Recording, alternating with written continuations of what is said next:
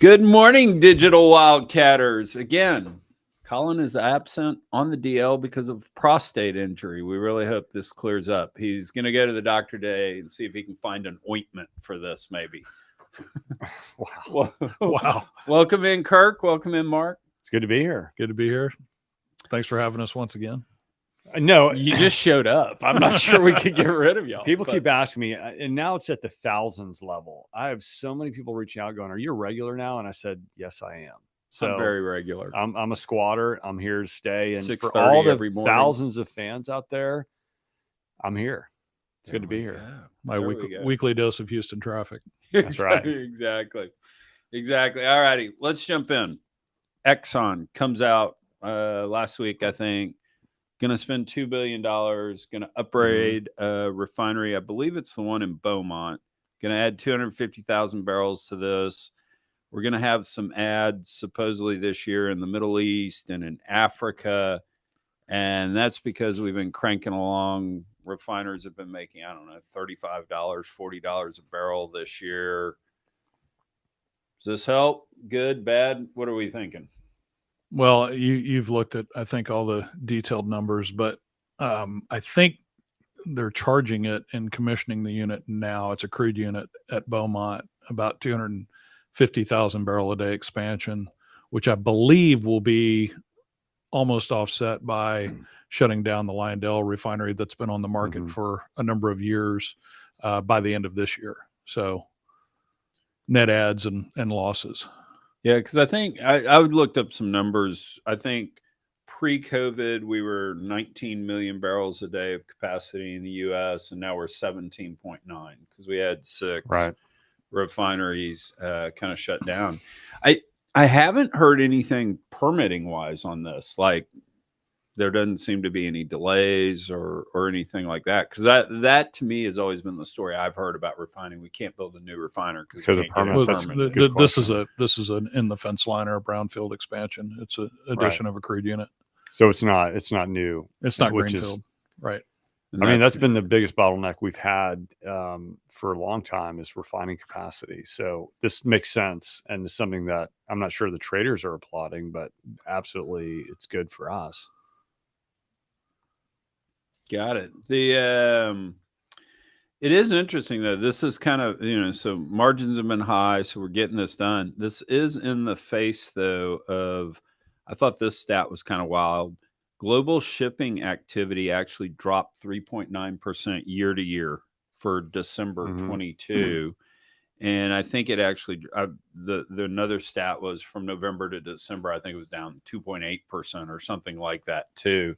Are they doing this just in time for the recession? I mean, is that the recession? I mean, I haven't really seen the data on this, but I did read Procter & Gamble had record profits. They've been just sort of crushing it lately, but they're about to announce a drop that they're potentially not going to hit their numbers. They're going to announce that they're going to drop sales forecasts because of this actual story. So it sounds like there's a shipping problem. I don't know exactly. We should probably get down to the root of it for the next show, but definitely I do see incoming recession.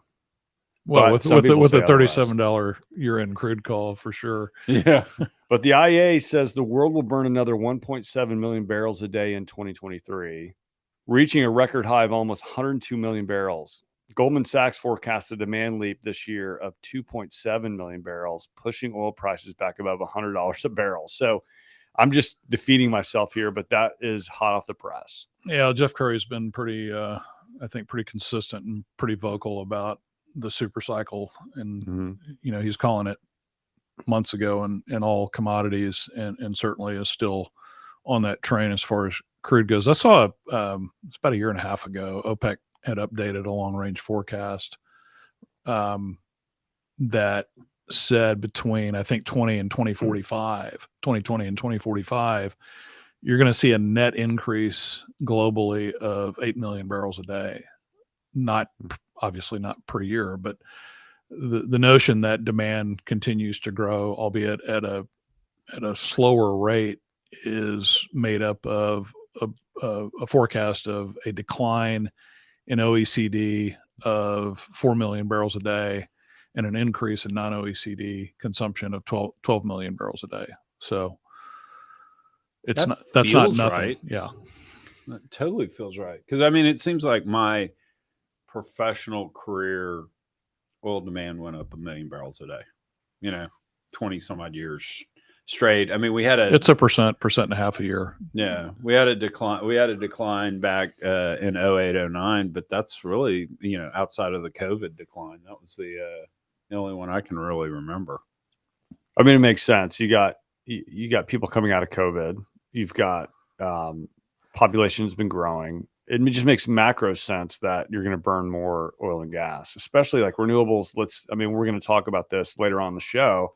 Renewables are not cutting it for what we need for lifestyle, for feeding and powering and giving energy to people that don't have it. There's a lot of reasons, but I see oil demand going up. People are definitely forecasting it, but my prediction of $37 has to do with macro bad events that just completely crush the economy, not because people don't want to the annual black swan. Yeah, I mean, I'm betting on black swan. There's kind of an ambient upward force related to population growth, and where that population is growing most rapidly, right? And just a basic standard of living, and then aspirations to improve that standard of living. India, Latin America, China, and we heard it in the now famous Oxford Union piece. I think we're going to be talking about that as well.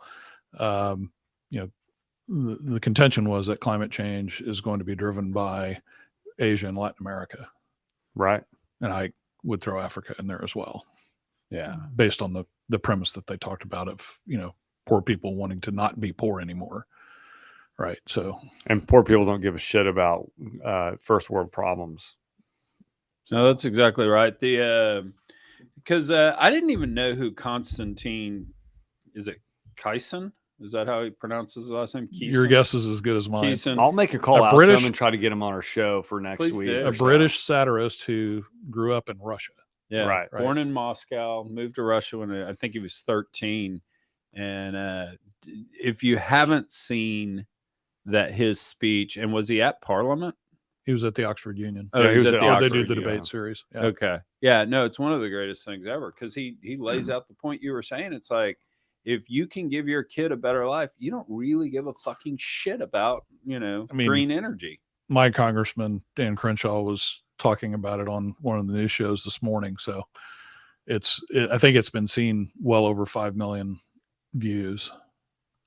So, well, and the other side of his speech, so he lays it out and he just says, hey, England is 2% of the emissions. You can do everything you want, but it's going to be, like you said, it's going to be Asia, it's going to be Africa and South America that really drives this, as they want to come out of poverty. But the flip side to the speech too is he says, and the sad thing about the woke environment is it makes you guys sit around and be a bunch of crybabies instead of doing something about it. And the doing something about it is what we've always done in humanity, is go out, create technology so that we can address this problem. And instead, you guys are whining. Work, create, and build. Absolutely. The three things that he talked about. One of the sidebars here, he was talking about, is it President or Premier Xi? And his experience growing up was not a good one. I mean, the Chinese Communist Party basically during the Cultural Revolution destroyed his family. And so the visual of scratching and clawing your way up the greasy, bloody pole of Chinese politics to the very, very top, you're very interested in delivering what the citizenry cares most about, and that is economic prosperity. And so, where are we in the hierarchy of priorities politically in, a country that emits probably 3 times the U.S.? And building more coal plants, blah, blah, right. blah. So, and the trajectory. Yeah. And I didn't know that about his background in terms of, I think his sister killed herself and, lost his dad to detention.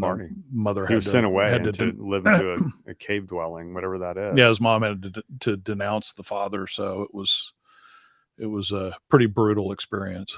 I will say, when I was in China in December of 2019, when I got the original strain of COVID, we were meeting with the sort of head of my company's. She was head of sort of my company's division in China, and she laid out this beautiful story of how she came from poverty and how China has gotten better and better. The economy has improved, and look at our lifestyle now. It was a great speech. It was definitely based upon a, very communist worldview. But it was clear to me that she and President Xi Jinping, that they're saying the same story, which is we don't care about first world problems. We care about if we can provide prosperity to our people, we're going to lift it up. And as history has continued to say the same story over and over again, is that you need cheap energy prices to do that. Right. So it does make sense, but a lot of us don't want to admit that. Well, and we've talked about it on here. I mean, just in my lifetime, anecdotally, who had a kiddo that did Model UN, went to China a few times, so I've had a passing interest. It does feel like the Chinese government, despite being an authoritarian bad actor, is way more responsive to its people today than it was 30, 35 years ago. Well, I mean, to your point, yes, absolutely. Without question. Yeah. And you saw more recently the let up, if you will, on the draconian lockdowns and right. Some of the violent backlash that I don't know if citizens got away with, but nonetheless, there's, to your point, I think they've become much more politically astute and responsible out of necessity. But I think the net story here is that I think everyone here wants a cleaner world, and we have to be pragmatic how we do it. And in order to change the world, we have to invent new technologies. And that's why I got into energy in 2010. I'm not going to change the game. There's no reason to complain. I love a clean world. I surf. I love the oceans. I don't want to glow when I get out, even though when I surf in Surfside, I do glow when I get out. The only way to change the game is to invent technology that's going to make it better. And that also includes, which I think Constantine said in his speech, is it has to be cheaper. Because the one thing that, I've argued with shale, which has been great for output, is that it's more expensive. And usually technology that delivers the same product for higher cost is not going to win in the long run. Right. Well, that's a function of Mother Nature and the rock, right? Absolutely. It's at the bottom of, if anybody's familiar with the resource triangle, it's easy to find and hard to get. At the top of the resource triangle, it's hard to find and easy to get. All the great supergiant conventional fields over the past 150 years that have been discovered and are now in old age, right? So it is unique in that regard. But upstream of all those technologies, as we're seeing, is really the minerals and metals reality that puts, I think, upward cost and price pressure on those technologies. You're starting to see it or you have seen it in lithium ion batteries over the past couple of years because of the explosion in demand on things like lithium. Yeah, I've been investing into technologies for 8 years now to try to solve this problem. But you were talking about cobalt earlier. Do you want to throw those stats out? Yeah, there was another quite viral thread by a 40-year career miner named John Lee Pettimore. You can find him on Twitter, although after this explosion of interest in this long thread that he wrote about observations from a career on the front lines in mining globally and mining a lot of different stuff, is that really to meet the forecasts of transition in renewables is going to require, I think Herculean is pretty mild effort to expand production capacity globally on some key things. And cobalt, which we've talked about, and we're anticipating Siddharth Kara's book Cobalt Red here, I think in 2 weeks, January 31st. The multiple on cobalt between now and 2035 is, he puts it at 24 times, right? Which is, in most of the key rare earths, is somewhere in the multiple of 2 to 9 times. And so a also a lot of detail and, again, very experienced observations on just how dirty the mining business is when you employ things like sulfuric acid extensively. It's not the Boy Scouts doing it. Exactly. And he also, one of the other fun facts that he pointed out is that at least 1/5 of the arable land in China is somehow negatively impacted or polluted by mining activity. And that's, that's a reality. And there's another stat. I don't remember the precise number, but I think it's 37 million square kilometers of the earth will be impacted by the mining activity needed to support what the forecasts are for the transition to renewables. Back in my young days when I was working for Michael, Big Mike, I called him Mr. Dell. We had a huge PR problem regarding recycling. And people started coming out. It's like recycling computers, these batteries, like it all goes to China and they send these giant domes and all these bad chemicals leach out and destroy the water supply.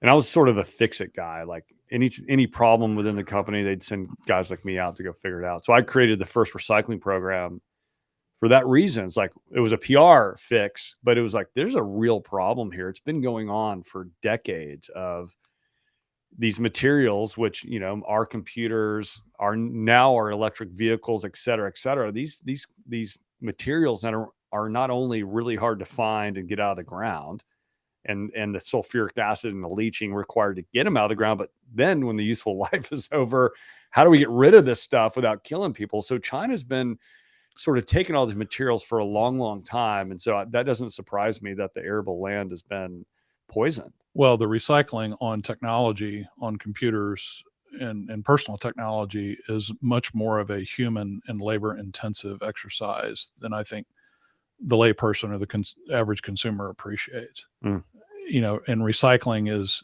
grossly inefficient in certain metals and minerals in particular, just because you've got all these different, I'll use the tech term, form factor of the technology. Well done, Mark. And so, the notion that the benefit from an economic standpoint of recycling minuscule amounts, and Mark Mills has written about this as well, and some of the past work that his research on mining over the last couple of years, at least the stuff that I've read, is that it's just, it doesn't lend itself to kind of scaled up automation. Right. And separating the hazard from exposure to the humans that actually have to do the recycling work. It's important. And again, I mean, I think you said it, we all want a clean world. It's just being thoughtful and real about it. It winds up, you have a recycling program in your neighborhood and all, and they take it and they just ship it to China and they dump it. You kind of get the eyes averted. We're not looking in. It's the same thing with actually mining in the Congo. It's 9-year-old kids down there, breathing in all that crap, dealing with those chemicals at age 17, dying from respiratory diseases. We're turning the other way from Which it. goes back to Constantine's point. It's like that 9-year-old is doing what he has to do to survive. Right. He's poor. He's not thinking about recycling. He's not thinking about renewables. He's thinking about, I need food on my table because my parents are forcing me to work because we have nothing. Right. Well, so, I think action and work and innovation, technology, I think we've proved it throughout the history of, the modern world in terms of what it has done to improve standards of living. We have necessary regulation on things like pollution. As you point out, pollution is something that nobody wants.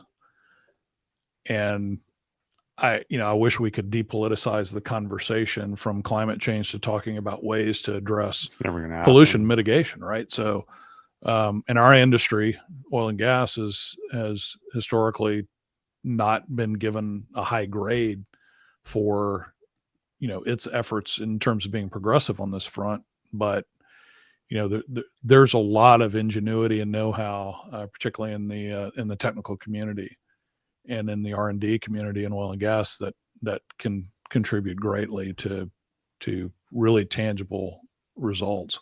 And Well, let's just take I mean, I'm just reading here. Spot natural gas prices in Southern California this month have averaged around $19.40 per BTU. That's roughly 5 times the U.S. benchmark, which is set at a pipeline, as we know, Henry Hub, which is traded around $3.75. Now, that's a huge problem. If I lived in Southern California, I'd be pissed because now all of my income, or lack thereof for you and me, is going to pay for our electric bill just went up 5x. Now, at the same time, I'm looking at these newer shale wells. This is from the Permian. Initial production over 30 days and ultimate recovery is going down over the last couple of years. So we've got this sort of technological challenge where even in the United States, we need cheaper gas for people to live a decent wage and have I'm sorry, I know that's a political word, but them to have, be able to afford where they're living. We need to solve these oil and gas technology problems, let alone figuring out where to get more cobalt, right? Well, I'll say kind of 2 things on this point. I truly believed in my heart of hearts when I was fundraising Energy Fund 8. So let's call that circa 2016. I like 17. Turca Circa 2016. Turca. I like that. Turca. I do like that. Let me get a shirt. Are we going to go to Selena? This is like almost a Selena bridge, but we'll get to there, right? We'll get to my girl in just a second. But I truly believe the cost structure of shale was rivaling Saudi Arabia. I mean, I think in hindsight it wasn't, but what? No, you sold that shit. I really believe that for the new incremental barrel. I mean, it's so to get rich, you gotta. But I've also believed Saudi does not have it behind the spigot to just turn on. Yeah, but Saudi has addressed unconventional as well. Absolutely, has said there may be a time and a place for it, but it's way in the future because the conventional that we've got is so bad. Is so much better. I mean, fair enough. And this was the point of oilfield service companies still had enough money that they weren't going broke and were operating at a loss. So that was part of it. Working for practices. And it was a lot of we had pioneered a new field. And so we had cheap, acreage costs and stuff. But look, I get that. The second thing I will say to that end is probably Turca, because I just forgot. Turca, I love that. Turca. We should go there. But on the good news, speaking of, if we do get low energy prices, Apple has announced that they're working on a touchscreen Mac. Ooh. Now, Steve Jobs hated that idea because he's like, it's a nightmare, from a user experience. But I'm like, I'm kind of digging that. Yeah. Well, but let's tie this into the next story that I want to make sure we touch on, because I think this matters. So we've been talking about all these minerals we've got to get. The IRA basically came in and said, we're all in on electric vehicles, right? We're doing it. We have prescribed this. We're not going to have, natural gas-based gasoline that might lower emissions. We're all on electric vehicles. Tesla here over the last month has cut Model 3, Model Y prices by up to 20% in US, Europe, a week after they cut it in Asia. Does that tell me people don't want this shit? I mean, right?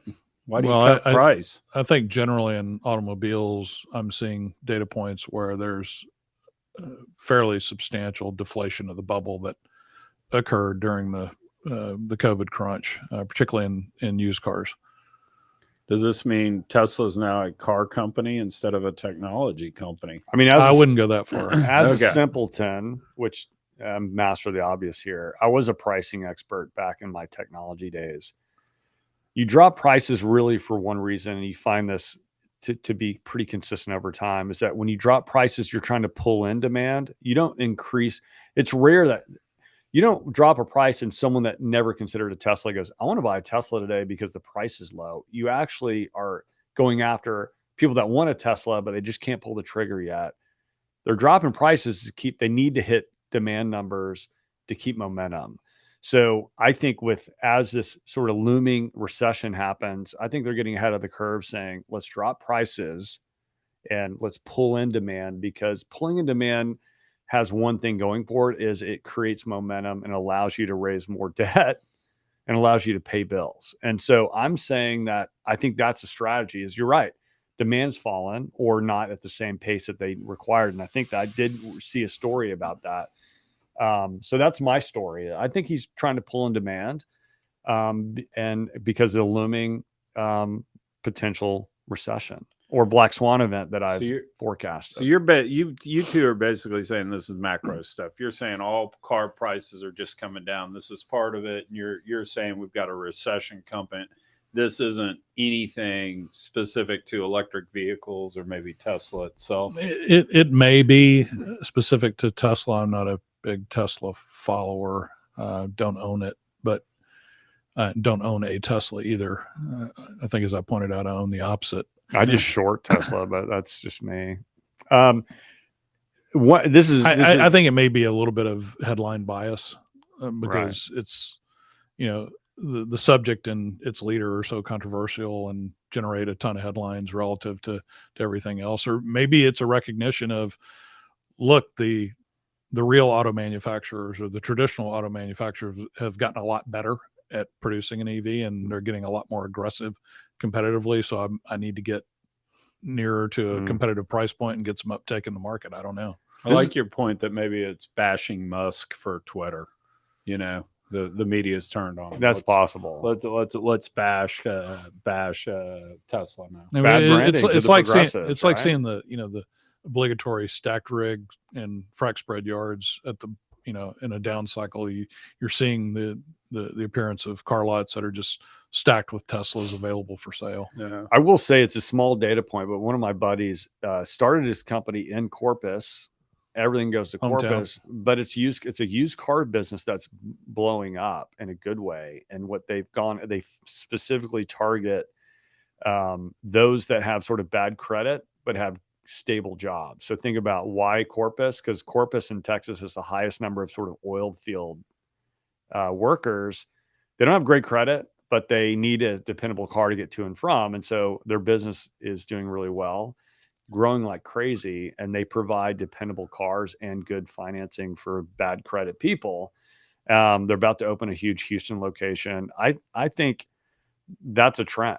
Interesting. So I don't know if that correlates, but I'll do some midget math here. Oh, sorry, small Short person people, math, and figure it out. I work the rigs from 3 to midnight on the Corpus Christi Bay. All right, I got one take I want to throw out to you two guys. So, Julie, go ahead and be ready to put the camera on them because they're going to roll their eyes or whatever. But, okay, we've all been following President Biden, right? And that he had classified documents from his time as vice president, found him in his office at the University of Penn where he'd set up his foundation where the Chinese had given $40 million that Hunter was being paid out of. They found him at his house. There was the famous exchange with Peter Doocy about being next to his Corvette in the garage, all that. Hunter, it turned out, was claiming ownership of that house and or paying $50,000 in rent on his application to get a gun and all that. Here's my take, because I want to go on the record of saying this.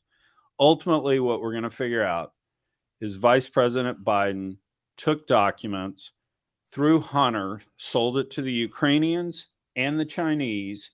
And the reason I'm bringing it up on BDE, because we're not a political show, is ultimately I think it was related to energy type stuff. And that is going to come out over the next 12 to 18 months. Do you have the eye rolling stuff, Julie? You got it. That might be the best take I've heard in 30 minutes.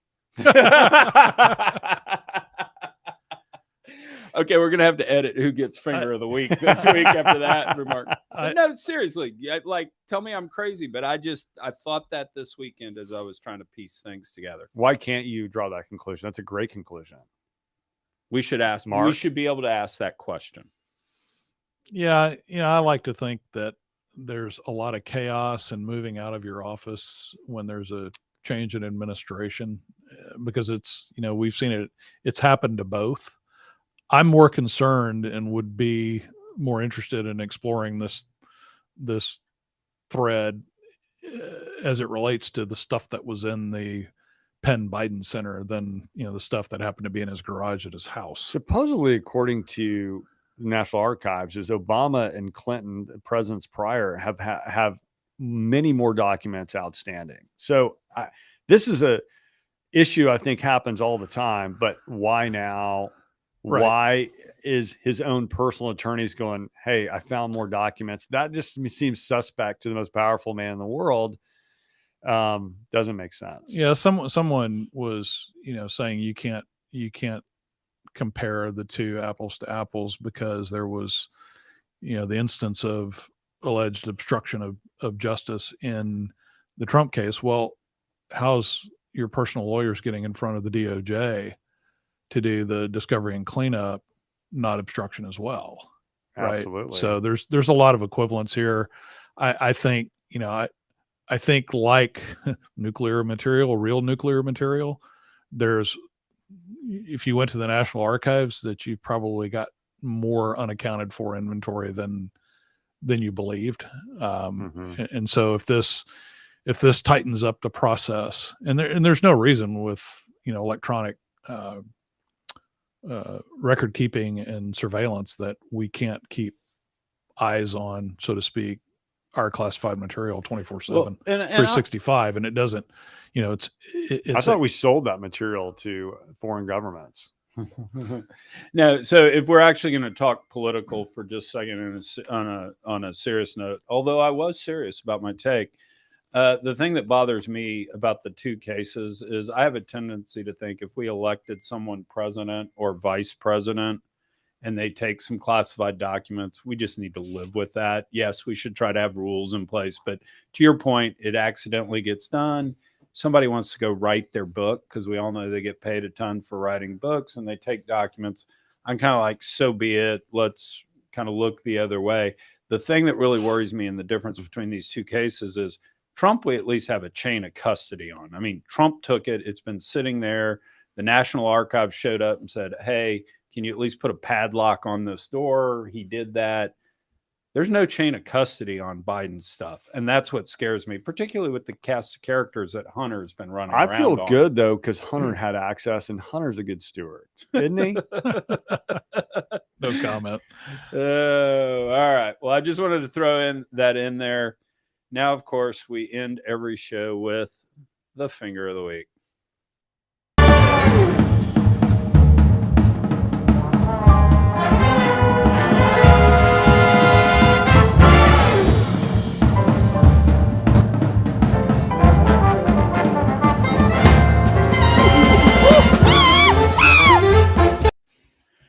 All right, stick with me, guys.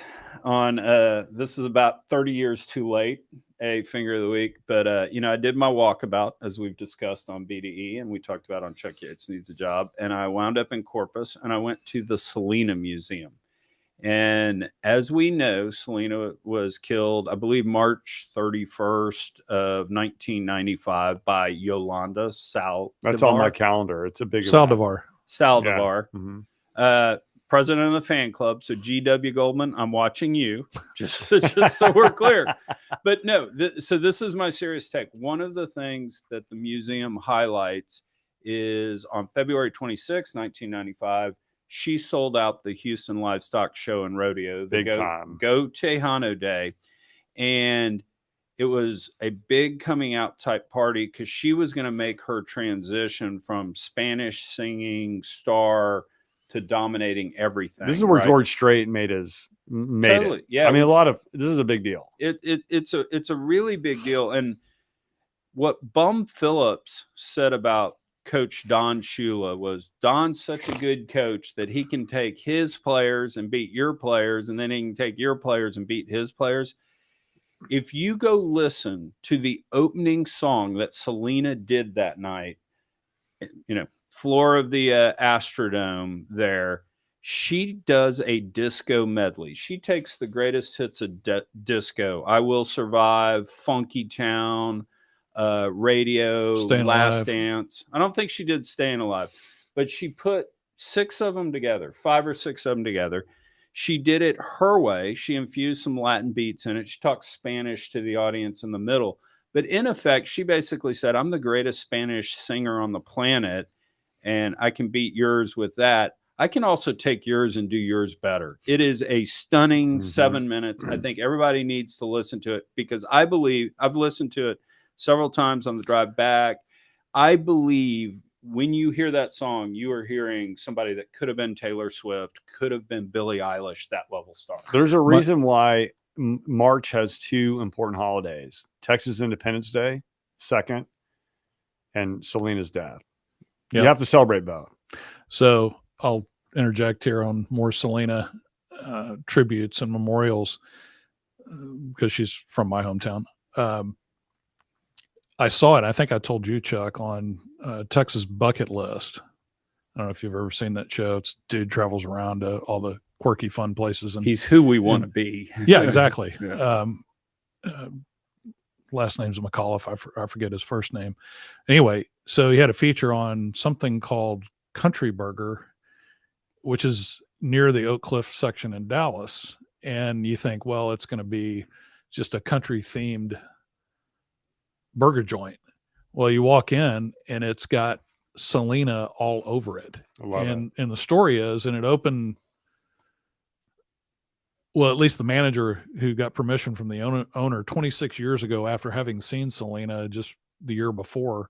So he's been the manager there since 1995, right about the time of her death. He had seen her in concert and is such a super fan. He asked the owner for permission to, over time, decorate the place with Selena paraphernalia. So, Chuck, you need to pay a visit to Country Burger in Dallas to go to the unofficial Selena Tribute Museum. Will y'all two join me? We'll Absolutely. grab a camera crew. We're going. We'll stop at a Buc-ee's. Post keto, but we've also got to stop in West so that we get kolaches. We'll do absolutely. We'll do that. For all you hipster assholes in Austin that run Lady Bird Lake, it's the best section of Lady Bird Lake. Is when you hit that 10-mile loop, you go past this one spot, and those of you in Austin, if you don't know it, if you do know it, tell me, because I do. It says Selena Forever. It's the greatest spray paint job I've seen. I'll go take pictures, but we have to stop there too. Oh, hell yeah. This is going to be awesome. Coming live from the road next week, BDE. But guys, this was fun, as always. And who's the finger of the week? Did we actually say it? Yolanda, the It's killer. Yolanda, the killer. yeah, the killer. The killer. What could have been? Selena. Yeah, what could have been, in all seriousness. Digital Wildcatters, thank you for joining us this week. We will be back next week. We're holding a prayer vigil later on this afternoon for Collin's prostate. Please join us. Thanks, guys.